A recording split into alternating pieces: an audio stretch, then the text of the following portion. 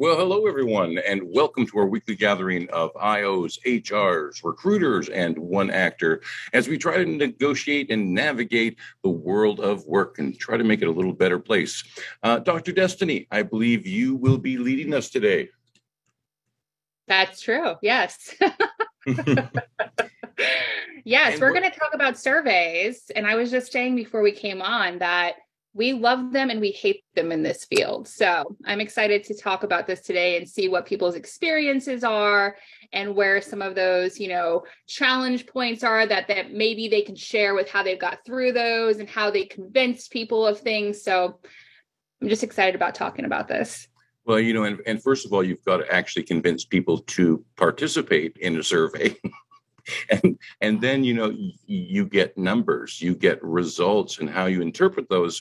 I've often said, as a professional speaker, I can train you to take a set of numbers and to both prove and disprove the same thing at the same time. So where do we start? I mean lots of times, working with organizations, surveys have come across my desk, and usually they're not even like backed up with why are we doing this and what are we trying to prove, and is this just some way for the man to get me? So a little suspicion too when those come across. So how do we even get people on board? Yeah, that's fair. And I think that's probably something we've all experienced. We're wondering why. And that is part of the big picture here, especially as we're talking about how IO can come in and help and, make these processes better for you. But really, there does have to be a strategic communication plan that aligns with surveys in order for them to be in some way effective. And a lot of times the questions aren't really, designed to measure what the intent is to measure. And so there's all of these things that really come into play. I'll share a little bit of research that seems like it's no brainer, but I think it's important to showcase that, yes, the research does show that surveys are effective. According to SHRM, Society for Human Resource Management, 90% of organizations use employee surveys as a tool for collecting feedback and improving organizational effectiveness. And just like you said, Tom, like if they're 90% are using that and they're not telling you why or what's going to happen, or sometimes you feel like you're inserting information into, a black abyss or hole of who knows where it's going and what's going to happen with it. And then you mentioned survey fatigue, which is actually, kind of a thing that happens, right? Especially I work with a lot of government employees and government contracts and clients, and they're always being tasked because the government has very stringent, like left and right limits about how you ask and who you ask and why you ask. You have to go through all these processes, and they tend to over ask the same people. And so then you're thinking about, okay, well, not only are they experiencing potentially survey fatigue, now you've got levels and layers of bias that might come into play as well, especially if they have to go up and down a chain and people have to kind of water down or change something that's said by someone. So there's all of these factors. And so I'm excited to talk about this today. There are also very specific measures that can really help isolate and talk about different underlying factors that influence employee attitudes and behaviors from surveys. So they can be really useful and helpful in trying to get down to the core of a problem or find out what's going on in an organization. So where's a good place to start? I mean, do you just, usually it starts with an email for me where, we want you to do this survey.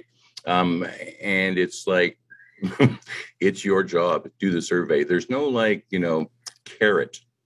And quite often, if you've gone through this enough, all of these surveys eventually quite often lead to nothing. Nothing actually changes. So do we need to change like the understanding for the people taking the survey? Absolutely. Yes.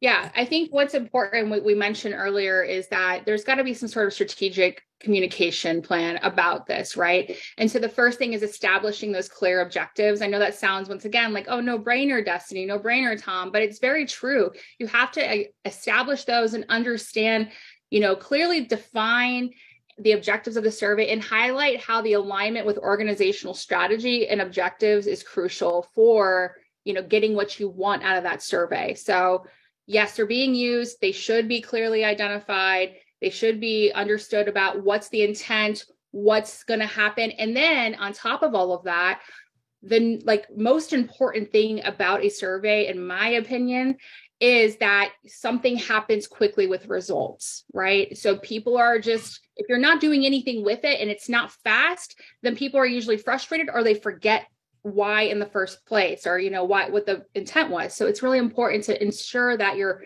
getting things done quickly, or you're at least following up with a communication strategy post-survey. Yeah, it's a lot of times, nothing happens, and you need the follow-up as well. You've got to, be checking 6 months, a year down the line to see if things have actually changed. And if you've got a great story, it's great to see we've got lots of people in the virtual studio today. If you'd like to join the conversation, just raise your hand and we'll get to you. Linda Ann, I'd love to come to you next. Because I'm wondering, with your background in HR, what has been your experience with surveys? First of all, did you use them a lot? Did you find they were effective? And what was the process like getting people to fill them out? So Linda Ann, I want to go to you on that one. Oh, there you are. So I have a fair bit of experience with this, and it was a couple of different situations. One, in the role of HR, it depends on the size of the organization.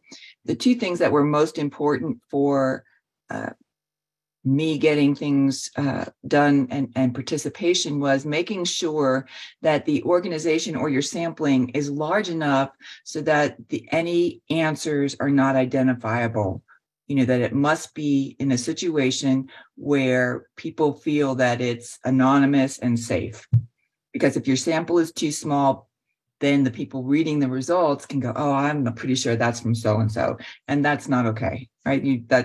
People aren't going to feel safe in that. When leadership wanted to do the survey, one of the first things that I said to them was, okay, you get such and such answer. What are you going to do about it? Because if you don't have the intent to take action on the results, whether you like the answers or not, then there's no point in doing the survey, because people are just going to say, well, the next time you survey, it's not worth it because nothing happens, right? I was in an organization that was over 2,000 employees, and they were very purposeful in the way that they did their surveys, and they would only do them once every 2 years because they knew it was that long to do a complete implementation of the results. Right. So that was a very thoughtful process, right? In that example also, though, by the time the second occurrence of the survey had happened, we hadn't seen some of the results that we were looking for as employees. And so we took the time to identify how is it analyzed? So sometimes I would think that, communicating how the data is analyzed so people understand how we're going to use it and how to effectively communicate the information that they want to communicate through that survey is really important. So those are the first couple of things. The other thing, too, is really making sure that your questions are worded in a way that can be validated. And that's really key, because so often people will say, well, do you have a positive feeling about X and Y? And you can't really do that because you don't know if they're answering, is it X or is it Y? And so having the questions worded properly is super critical. Well, is there a communication structure that should be followed when you're doing surveys? I mean, I've done surveys where I've been left in the dark about why we're even doing the survey. And then I've done other surveys where they're very upfront about why we're doing this. So do you need to have a communication strategy around surveys? Oh, I think that's absolutely key. I mean, why would you have to understand why you're even being given this in the first place, and what the what the objective is, what the whole process is going to be that makes it worth someone's time, because there's a whole trend for people doing what they call pulse surveys, where it's just one question periodically and so forth. But then there's, other ones that are far more intensive, and you have to make it worth their time to complete accurately. Speaking of which, have you ever given out carrots for people to do surveys? Do the survey and we'll buy you a cup of coffee or anything like that? No, it's just been, we want your feedback because we want to make whatever it is better, right? So you have an opportunity to be part of improving the situation, whatever it may be. All right, but I still want a coffee next time I do a survey. Dr. Ariana, let's go to you. Good morning. Yes, I definitely agree with what's been said. I have also never given an incentive in an organizational setting. Research in a university setting often does have more incentives for participation, but in the workplace, like Linda Ann was saying, it's more about creating engagement and helping them to see how the survey results and insights are going to bring about a better workplace. However, so my last job, although I switched to a new position recently, my last job was all around culture assessment. So we'd go into an organization and help them do an organization-wide assessment, looking at many different culture elements like trust, leadership modeling, corporate ethics, things like that. And I do think that one of the biggest challenges is not necessarily the survey itself, but that communication back to the employees and then communication about what action items are going to be taken. And I'd be curious to hear from the group, but some common challenges that I see are leaders are hesitant to share the results with their employees. And so I think this goes back to the concept of trust. Not only do we need to trust our employees, but we need to display that as leaders that we trust them as well. So it was challenging at one of the organizations I was working with to even get them to share any results. They didn't want to have any results available on the internal web because they were worried about them posting it elsewhere, even though most of us know we have NDAs with company material. So it was pretty surprising. It was just a lack of trust in the employees and that they wouldn't go promote culture assessment results externally. But I was a little surprised by that because I thought it demonstrated a lack of trust on the employee side. So that's just one comment to throw out to the group. Yeah, I think that trust issue runs through a number of items when it comes to the relationship between employees and leadership. Dr. Martha, let's go to you. One of the things that we need to remember is that surveys are, after all, data collection tools. So we have to ask ourselves, or an organization needs to ask itself, why are you collecting this data? Now, as a trained researcher, my answer to data collection is you have to have a professional. You have to have someone who does this for a living. You have to have a PhD involved, people who are well versed in this. But today you can get a survey off the internet and run with it. And really, it's blind leading the blind. You have no idea what you're doing. You're forcing your employees to answer these questions. And then you really have no idea what you're looking at when it comes to the results. And so I caution people not to get caught up in the romance of surveys, because I think, there are people out there whose jobs is to sell surveys, and they will do a good job if they're good salespeople. And organizations will get caught up in it, but they don't understand why they're doing it or what the end goal is. So as with any data, it could be absolute gold if you know what you're doing, why you're doing it, and how to understand the end results. So we talk about surveys, but let's not forget that there's a lot of frivolous survey taking out there. I mean, you can't go on social media without every Tom, Dick, and Harry taking a survey. Should I wear this shirt or that shirt, right? That technically is a survey of sorts. I hope they don't do anything organization-wide with that data. But for real organizational surveys, we really have to take this seriously. I think just because they have become more available because of the technology and connectivity and Google and things like that we have, doesn't mean that they should be taken in a frivolous manner. So that's my comment on that. Yeah, it's like the old computer adage, garbage in, garbage out. You need an IO psychologist, and there's lots of them out there. So make sure you contact one or contact us at CBOC. We'd be more than happy to set you up with someone who deals specifically with surveys. Dr. Martha, while we have you here, I wanted to ask you about the view from the C-suite. How does leadership see surveys? I mean, we've heard from Dr. Oriana that, they're quite often not sharing the results.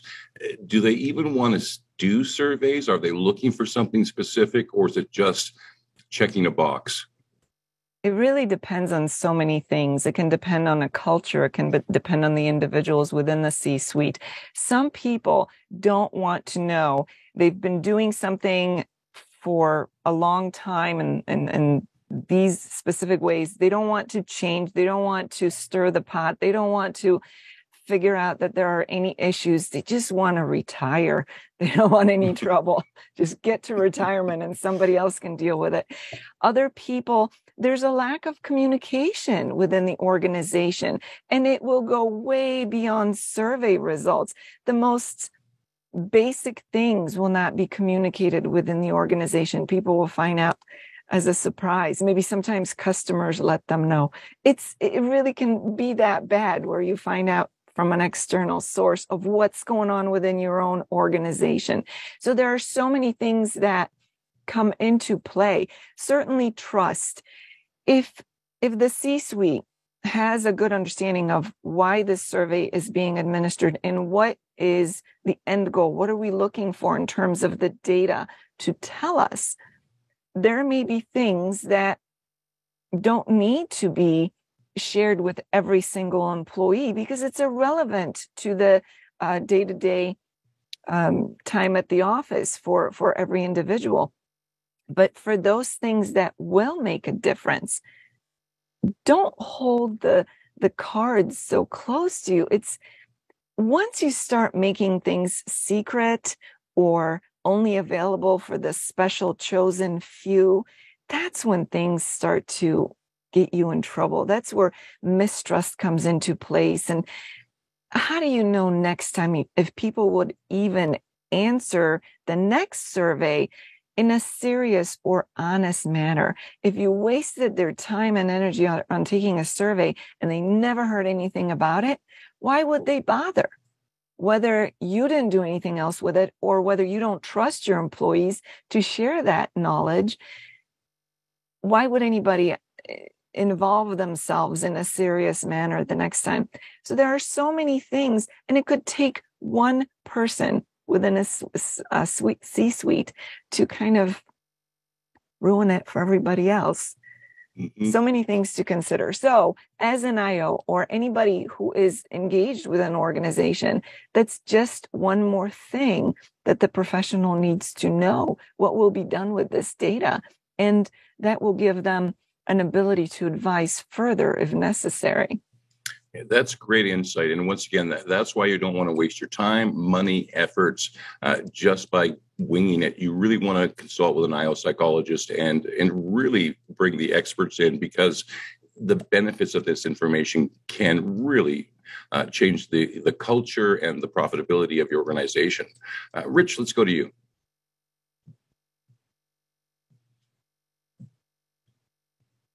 You're still muted there, Rich. 2 clicks, always 2 clicks.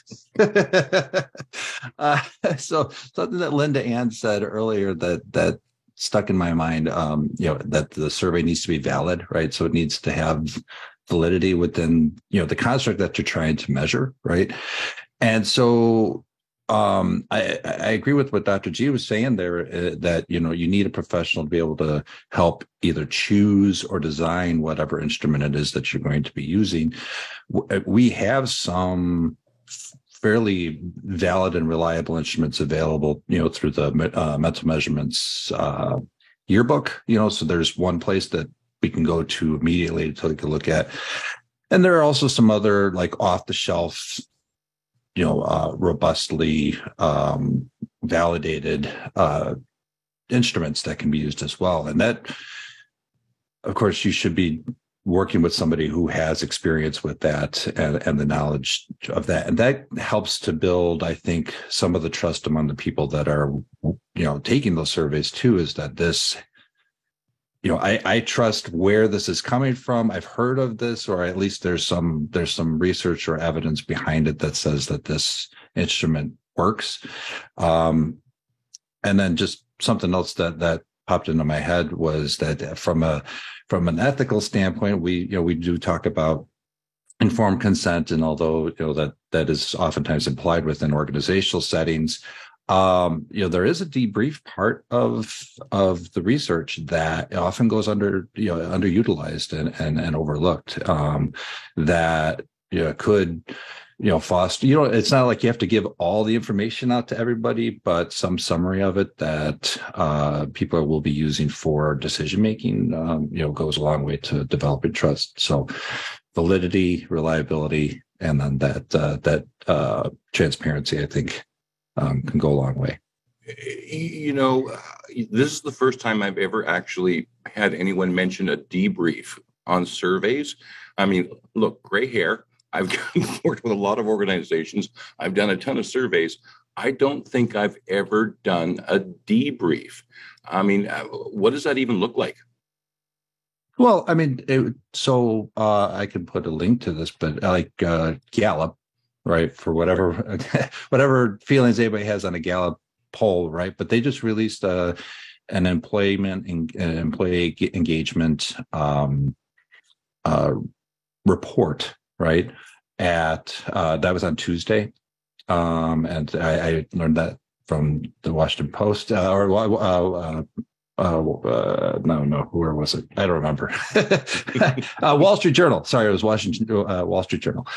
And but those reports, right? There's a report of what was included in that survey, that was given to everybody. So there's kind of the debrief that can be shared to some extent, and certain places like Qualtrics, right, has they can have a report with various permissions and all that stuff that can be delivered. I did a training evaluation with that, and it even gives you the stats, on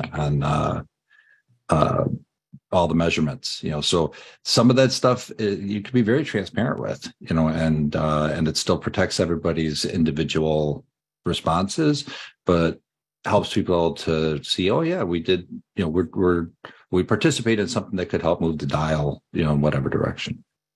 Well, I like that a lot. Dr. Oriana, let's go back to you. I really like that as well. And I think that it often does not happen, but I think it's definitely in the cards for that to happen more often.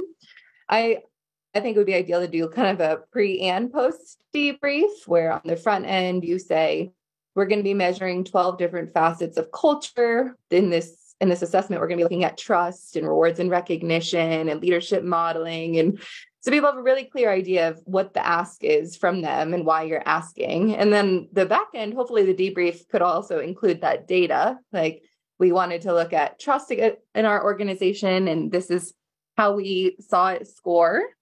And then one other thing I wanted to add to the conversation is really related to the fact that assessments are supposed to be insights that inform action. And this has already been touched on a bit, but too often organizations let themselves stop at the assessment phase. The executives are excited to see what is going on in their culture, how is it differing by department and geography, but too often they don't even plan or allocate a budget for implementation as a part of it, which I think should be considered. They're, okay, well, we're going to spend $20,000 or however much it is on the assessment itself and people to help us with data analysis.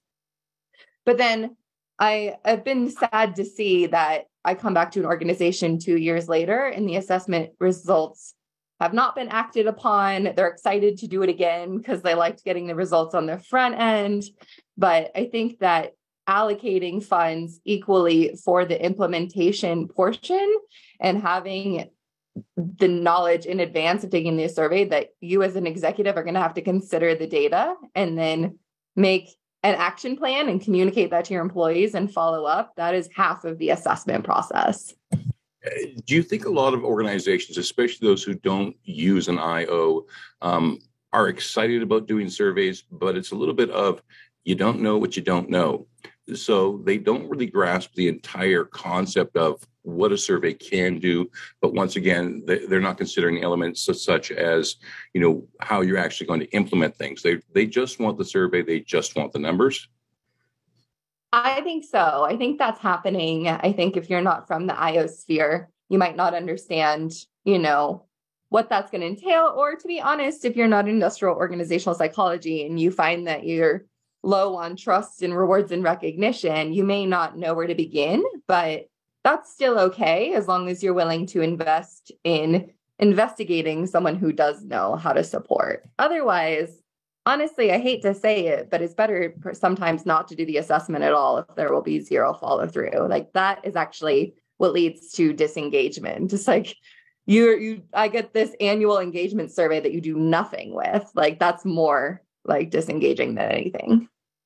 You're just ruffling feathers at that point. Yeah, exactly. Amani, welcome back. Let's go to you. Hi, thank you. I think I'm just going to be speaking as an employee here, not as a professional or anything, but I'm still going to say the same old thing that I usually say. I'm going to be lying on these surveys. I'll be lying on all the surveys that these organizations run around. First of all, designing the surveys, yes, by professionals is very much so needed. But if we're not having outsiders coming into organizations, I'm not gonna be truthful on that whole survey. You cannot tell me my manager, my supervisor is going to send me a survey or even a self-reporting survey, and then you have them evaluate me as well. Then I have to debrief with them, and you think I'm going to be 100% with you if this survey is not anonymous. I feel like if the same people you're trying to tap into culture, what's going on with an organization, and if you're not having a good culture, a good culture within an organization, and you're having the same people getting into this whole survey and analyzing the data that is being collected, you're losing out on whatever objectives are for the surveys. Because employees, I've faced a scenario whereby I had to be 100% on it, and I got fired for it. So from then, I know I'm not about to mess around. I recently got a survey, self-reporting, and I went all the way. I was being neutral on it, and they're asking me, what's wrong? Why are you just being neutral on this whole thing? I'm like, am I about to tell you the answer? Because you're still my supervisor, and if I have a problem with you, how am I going to say that on the survey? How am I going to state it on the survey? I still want my job. That's the whole thing. So it's about just me having my job, working. I don't want to be anybody's friends here, and I go home. So you're still not going to get authentic, data. And I feel like if organizations just want the real data here, they just want the real information, they should just hire IO psychologists to just come in to do anonymous surveys. That's when they'll get to the root cause of whatever they want, because you cannot tell me you're putting a name behind these surveys and these employees will be 100% with authentically giving out their information to the organization. So my point here is, let's have IO psychologists come in, outsource these surveys, and just have professions design these surveys, and people who actually know what they're doing and who know how to navigate the whole process. Thank you very much for that, Amani. And Linda Ann, let's go back to you, because Amani raises some really good questions. And, I have been that employee who has done a self-assessment and then sat down with a manager and they're like, all right, you put this for this. Why did you do that?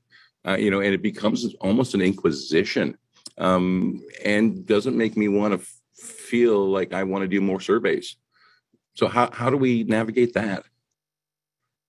Yeah, one of the reasons I raised my hand is because I think that some surveys, and I think that there's a problem with surveys that are not anonymous in most cases, because the as Amani was alluding to, and what you just said is that people will temper their information and how they respond. And so it's really not worth the time and effort if people can't feel safe and the opportunity to be honest.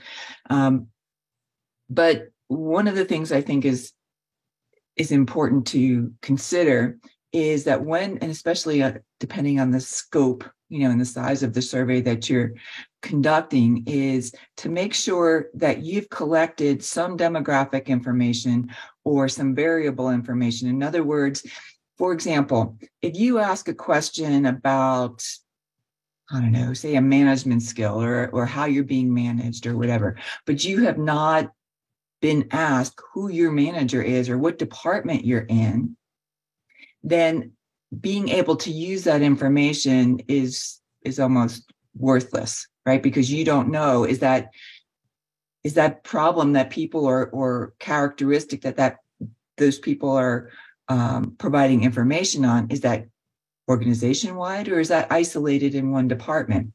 And so there's two things. One, when somebody looks at the information, they need to, and the survey, as far as the analysis of it, they need to be able to assess whether or not there's holes in how that information is being analyzed. And really, ideally, it would have been identified in the beginning, but you have to be very careful about the analysis of it, because just putting it up, like, for example, SurveyMonkey does a great job. After you've done your survey, they'll drop that into slides for you, do the compilation, all those kinds of things. But presenting that as raw data can be really flawed. So you need to be careful about having the correct demographics so that you can isolate any issues that may exist. And what do you think about the honesty factor? I mean, I know people who, even with an anonymous survey, they're this isn't anonymous. They'll figure out who I am. So is there honesty on these surveys? That's a loaded question, Tom. I think that's problematic in some situations because, say, for example, if you're conducting, a satisfaction survey in a toxic culture, that's going to be, you've got a little ways to go on that, right? Yeah, you sure do. Dr. Matthew, welcome to Work Cookie. Unmute your mic and share some thoughts with us. So in response to what Amani and Ariana and Linda Ann were just talking about with a hesitation or not trusting the anonymous aspect of surveys, that's very true and that's very real. There's a number of people that I've talked to that's their experience. They say exactly what Linda Ann was just saying. I don't trust this process and I'm not going to answer honestly. As an IO, as a researcher, that behavior in itself is actually data to collect. So before we can look at the answers to this survey or to that survey, we're gathering insight with that lack of response or that lack of engagement demonstrated by the employees, that's insight that people may not even trust the organization process or the survey process. So there's deeper issues that maybe needed to be addressed first, whether that's trust or engagement, disengagement. But if our survey is designed to collect on this one piece, but people aren't even willing to participate or at least participate honestly, as IOs, as researchers, that behavior is already data that we are gathering that we can then say, hey, look, we can't even get to steps B and C because we have a bigger issue here at step A. How often do you believe an IO goes into a situation where an organization is interested in surveys, but the first thing that you notice is the culture, and that has to be taken care of first before you can conduct surveys? Has that been your experience? I'm fairly new to the consulting aspect and going into additional organizations, but based off of past experiences and past organizations, some even within the organization, you have different teams that may be more inclined to answer honestly, whereas another team is either going to not answer at all, or they're going to answer C for everything to get it out of the way because it was a mandate, not an optional buy-in. So again, a number of factors that the behaviors that are demonstrated by the employees that are participating, there's a number of factors that the data that can actually be considered data to take a step back and say, well, what is going on to get the answers that we're getting? Because if we're getting a bunch of answers, but we don't know what they mean, let's take a deeper look as to why we're getting what's being demonstrated. Thank you very much for that. Dr. Martha, let's go back to you. We've had some excellent points being brought up that highlight just how important it is to have an organization work with a professional, someone who truly understands what they're looking for, what to look out for, because there are so many potential pitfalls in giving someone raw data. Giving raw data to an organization is a little bit like handing them the ingredients for bread and saying, here's your bread. Well, it's not bread. It's just some flour and water and salt and whatever. So when you think about what are we going to do as an organization with this data, forget that it's the shiny new object and it's something to check off on a list. Like Linda Ann brought up, if you have an issue, but you can't identify where within the company that issue is, or if it's company-wide, what good is that data at that point? If you have, let's say, a medium to large organization in terms of employees, but the organization has many locations, and those locations are pretty small. Even anonymous surveys, if you know the people, you know who answered what. There's no anonymity there. So how honestly will those questions be answered, right? If you are being told to do a self-assessment that somebody else will go over with you, if you don't trust that person, or if you don't trust the organization and you need a paycheck, you're going to do whatever you think you need to do to stay, off the radar and keep things status quo. This is such an excellent demonstration why surveys are not just these fly-by-night, just everybody should do one.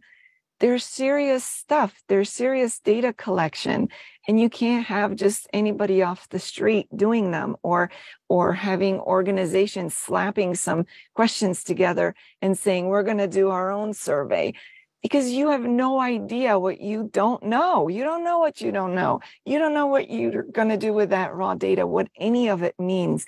And not only is it potentially wasting your time, effort, and money, but it could create further issues as you go. So this is so important that we're all touching upon these potential issues so that organizations understand why they need a professional. This isn't a game. This is data collection. And like Rich brought up, debriefing afterwards, I've never heard of any organization even considering that, because they have no experience in bona fide, genuine research the way researchers do, PhDs do, right? People who do research for a living, they know what's what. But an organization would never think of that. And if some person off the street walks in, knocks on their door, presents them the shiny new survey and promises them the world, they have no idea what they're missing and what the potential is, even negative potential, right, of what the end results will be of this entire endeavor. So please don't just do frivolous surveys. Get engaged with people who know what they're doing, because only then do you have the possibility of getting something good out of it in the end. Yeah, I think we need to make that a clip and send that out to everyone. Amani and Linda Ann, I see your hands up, but Dr. Destiny, I want to come back to you for a second, because I'm starting to get the sense that we should call this episode Fear Factor, because everybody is doing surveys. They're rampant, and especially with organizations. But as I sit here, I'm not sure I know any organizations that have an IO psychologist who is navigating this process. So aren't organizations who don't contract an IO psychologist or have one on staff, aren't they just setting themselves up for a lot of trouble? Beyond the trouble that they obviously are setting themselves up for, I think it's honestly just nice to have a third party come in and do the talking for you sometimes, right? And do the looking for you, and having that, additional layer of expertise come in and really, so many people have said so many good things, such as, making sure that we're measuring the right thing, making sure we're talking about the right thing, making sure that we're, if it's supposed to be anonymous, then is it really? And if it's not, then, how do we create that trust? And even in the chat going on, there's been a lot of discussion about that trust factor. One of the participants here mentioned that one of the organizations they work with, the people in that company are terrified, they said, to take a survey because, of whatever the reason is. And that's an issue in itself. If people are afraid of something, or they have a fear that there might be repercussions, then you definitely need that third party to come in. I come from the military background, and we do things in a very different way with surveys. We do sensing sessions with command climate and things like that, where, things come out during those sensing sessions because sometimes people feel safe and sometimes they don't. But that is usually where some of those bigger issues come up in. And so, and commanders, because of the tradition of that, have fear when those things happen too. So like the leaders are fearful because they know, like, oh, there's a sensing session coming up soon. We have a command climate survey coming up. And it's always this fear and, worry about what's going to happen. So having those third parties come in is really important to kind of settle and make everyone feel comfortable and safe as possible. This whole concept of psychological safety in the workplace, so crucial in this topic. As silly as it sounds, the surveys, there's so much truth in that. So it's important to just bring somebody else in who can do all that hard, icky work for you. And then you get to kind of ride the waves of, the kinds of implementations and things that they might suggest from that. And a little bit of advice to all IO psychologists who will find themselves in front of a group making a presentation and talking to people. Make sure you get yourself some presentation skills. I have recently sat through a number of workshops with people who were not presenters, and a 2-hour workshop where 15 minutes into it, the speaker has lost the audience, are just painful. In the longest 2 hours of your life. Imani, let's go back to you. Yes.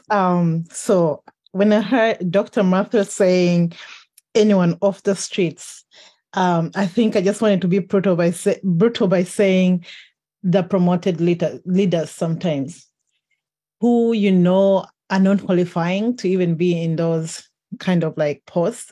They're more productive, but they don't know how to be the real leaders within organizations. They have them issue all these surveys. I kid you not, guys. I faced this. They sent me a survey and they told me I have to put my full names there. And I had to do a debrief later with one of the who was on my, who was just a normal employee who was promoted, and I had to do a debrief with them. At this point, they're asking me, "Oh, what's wrong? Why don't you want to really go or truthfully answer the survey?" And I'm like, do you even know that I have masters in IO psychology? Do you really you want my feedback? I think you should have kind of like, gone one-on-one even with the employees and at least debrief them about this whole thing. So getting back to the point that Dr. Matthews say that addressing the underlying cause, I think our organization should work well with proximity. It's very hard to hate from near when you're on one-on-one with somebody. These things that they all want to survey about could be picked up in one-on-ones, and then also group sessions. There's a little bit of sense of, safety when we are in the group. Okay, I think I know 2 or more 3 people feel the same way. I'm going to raise such and such an issue.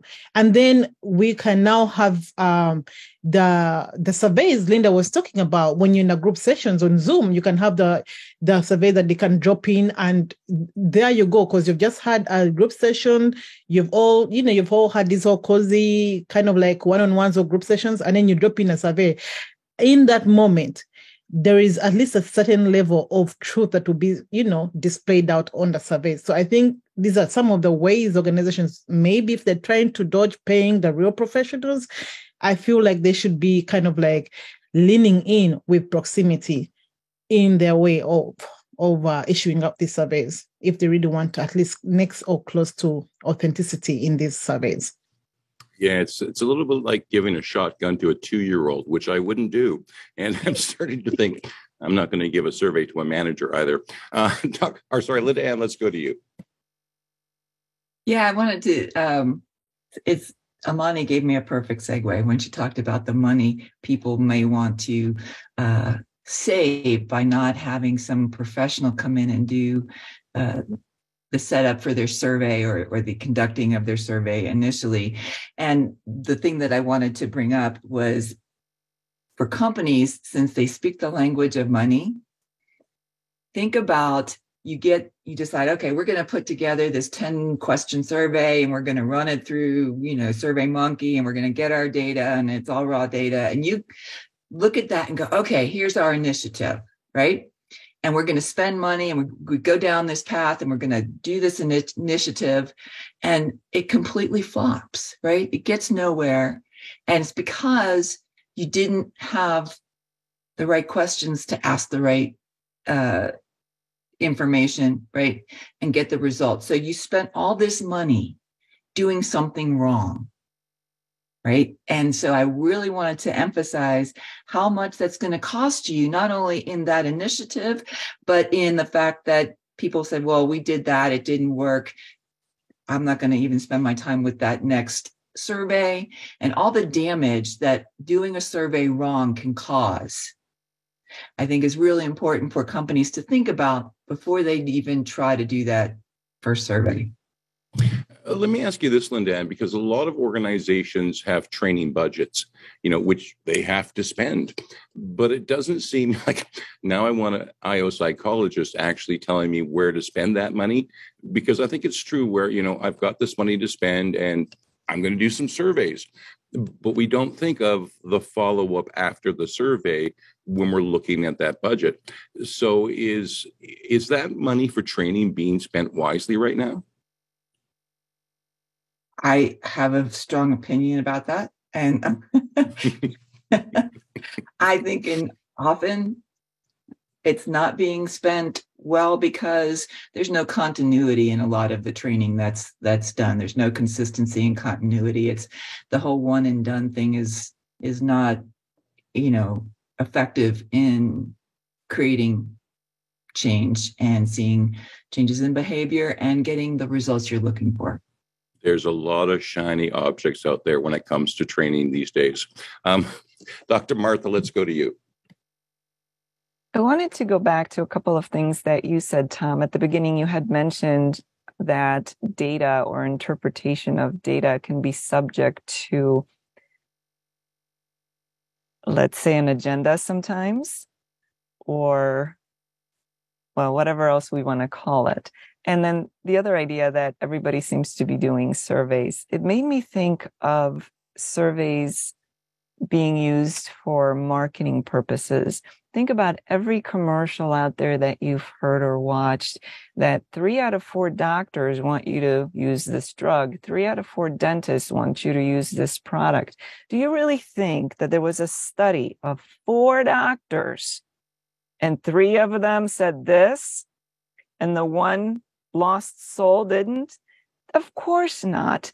But they're presenting it as though this was research data. Therefore, if you have any brains, consumer, you should say, you do what we say.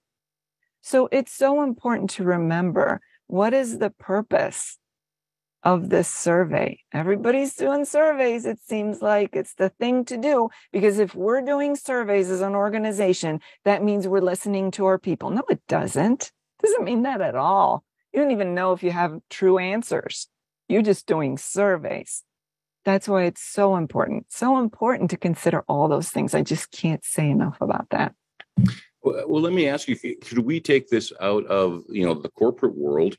And I'm thinking of all the municipalities who may be doing surveys of, the residents and citizens of their community. Don't I really want to bring in an IO psychologist, to start to even put those surveys together and start from the early communication process, right, once again to the debrief? Isn't that another great area for an IO psychologist to be working in? Absolutely, because we've already talked about all the potential mistakes that can be made along the way if you're using the wrong people, the wrong questions, the wrong surveys, the wrong methods, the wrong interpretation. There's so many potential issues that why not start off on the right foot and carry it all the way through to the end? And something else you mentioned, aren't a lot of organizations implementing surveys to prove a point, not to actually do research, but to actually prove their thinking right? And this is no different than the marketers telling you that 4 out of 5 doctors want you to use this drug forever. So you have to be aware of the agenda, and which makes it that much more difficult sometimes for employees to trust, right? We keep going back to this trust issue, but it's real. If you don't feel safe being honest, if you don't think that there may be some kind of something as a result of your answer, if you don't feel like anything will improve, then what are we doing with these surveys? Why is everybody taking surveys? Let's do a survey on that. There you go. Well, 4 out of 5 IO psychologists believe we should go back to Dr. Destiny right now. And I'm interested in hearing what's been going on in the chat, because it looks like it's been quite active today. Well, first, I want to know who that 1 out of 5 that did not want to come back to me is, so that I can deal with them appropriately.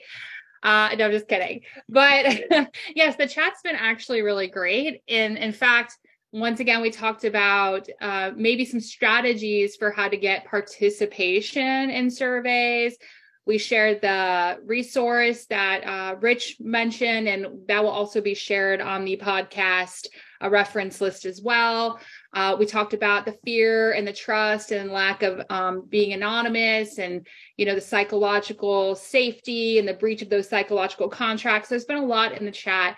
And it's funny because, surveys are important. And, we started off on this high note. We're 90% of, organizations use this. And the whole time it has been a little fear factory, hasn't it? It's been more well, I'm, scared and I don't want to. And these are the repercussions that I've had to deal with. And so I feel to be honest, it's really important just to drive to home, like you've said many times, Tom, bring somebody in from the outside and do this quote unquote dirty, scary work for you. And that way it's just better to get whatever you're looking for. And so it's not super biased. One of the things we didn't talk about was the simple thing, in the military, we call it KISS, keep it simple, stupid. It's really about taking, and using very basic jargon and language. For example, sometimes people want to throw in all these, words and things that's well, I don't even know what that means. And I work with an organization, and recently they did a survey and they were leaving the answers open-ended. And I was I was terrified. I was don't do that. I said, when you do that, you're opening a can of worms. And guess what happens? A can of worms. And also because not a lot of people really understood the question itself. So there was all kinds of random things. And for somebody who's trying to analyze data like that, it was interesting and it was entertaining, but it was hard from a scientific perspective to try to give them actual feedback, because what they were complaining about, because that's what most people will do in a survey, was nothing about the topic at hand. So we had to go down all these little rabbit holes, and he wanted to explore. And so those are the kinds of things that will happen if you are not careful about the way that you approach with caution. So if you're with us today, or if you're listening to the Work Cookie podcast, what you want to do is send this episode to the person in your organization who is conducting these surveys, and then hire yourself an IO psychologist. Speaking of IO psychology, boy, things at CPOC are starting to get busy and exciting as we head towards August and the online convention. So what's up, Dr. Destiny? Yeah, so for all of those who are listening who don't know, CBOC officially declared August is IO Psychology Awareness Month.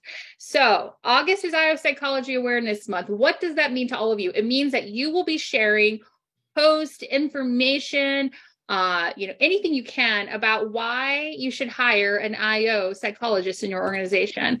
And it all stemmed from last year. I started a series of posts, and many of them became viral. And so I worked with Jeremy, and he was like, let's make this official. And so we did. We established that as August. And so I'm really excited about it. It's really great for our field, because what do we all get challenged with? The misbranding and misunderstanding of what we do. And so use August. If many of you are afraid or are unsure about how to go online and have a social presence, use August as that opportunity to start just stepping out and sharing and talking about it, and really just helping others understand what it is that our field can do. I even talked to somebody yesterday who was trying to get their PhD in IO. And it was so interesting. They even had so many misconceptions about the field because of what certain programs were focusing on as far as research. And I said, no, it's so much broader than all of those things. So even people who are prospective, students are having challenges trying to understand. So let's use August as that month. And with that, the lead-in is the 3-day event, which will be from August 10th to 12th. It's virtual, it's free. You can be IO, you can be applied, you can be anybody, you can be an HR, you can be anybody. Please come. There's a lot to learn. It's not specifically just for IO, but it's going to be targeted towards the IO community in many ways. But there's lots to learn. And we even have an opportunity for you to walk away with a micro-credential that you can showcase as a skill in your on your platform and on your LinkedIn. So lots to do there. And the next couple of weeks of conversations will be pretty heavy IO-y, I would say. I think next week we're talking about developing and implementing competency frameworks. And then we're going to talk about implementing workforce analytics and data-driven decision-making. And so I wanted it to be very IO-y before we go into the IO Awareness Month. And then after that, we're going to start really talking about forward type of workforce trends and things like that. So we're going to talk about more like bringing AI and just kind of forward thinking. So really excited about everything that's happening. Sounds great. And of course, we're here every Thursday for these live recordings. You're more than welcome to join us. We've got a great audience today. The more the merrier. And of course, you can always, raise your hand and share your voice with us. The momentum sessions are continuing once again. You might want to check up on the CBOC website for the next one of those. We've got Lee doing the pop-up, which I hear is just growing and growing and growing. But if you know Lee, you know why. And Dr. Martha, let's hear about your podcast again. Sure. So I have a podcast. The name is Workplace Psychology with Dr. Martha Grydek, and you can find it on all of the major platforms like Amazon, Apple, iHeartRadio, and it's also available on my YouTube channel, which is Stress Free with Dr. G. Which is very, very cool. I've checked it out and appreciate that. And, invite all your acting friends too, because I learned so much about people that I can now take into my work on stage in front of the camera just by talking to all these really interesting and smart people. And with that, we have reached our limit. Our hour is up. Once again, this flew by like in 5 minutes, and it's probably the most enjoyable time of the week for me. And now I've got to go back to work. So Dr. Destiny, thank you very much. Once again, great episode. Lovely to see you back here again. And if you'd like, why don't you count us out? Of course. And I just, in the chat real quick, somebody said that they're going to be using the term IOE moving forward. I have been, I've convinced a number of people to use that term. So taking over the world, one IO at a time. So I'm excited about that. All right. And with that, 3, 2, 1. From Marx. Thank you, everyone.